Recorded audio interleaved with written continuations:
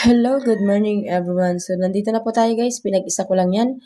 Oriental Mindoro, Occidental Mindoro, Quirino, Isabela, Capiz, Antique at Antique, Capiz, Occidental. Okay, anib lang pala to guys. So, ito po yung sumada natin guys. Nasa loob po ng bilog. So, ito po yung sumada natin. Yung nasa dito kasi po, yan po ay mga lumabas nung pitsa 14 at 15. So, hindi ko pa pala ito nalagyan ng date. So, 14, 14, 15. So, ang Oriental Mindoro natin guys ay 32-17-5. Occidental Mindoro ay 32-27-29. So, ang alam ko guys, mayroon ako nakuha dito sumada nung pitsa 14. So, yung 8-21 yata yun, no? So, hindi ko lang po ma-sure guys kasi wala naman po sa akin nag-PM. So, meron po nag-PM na lumabas daw si 8-21. Late niyo daw po nakita.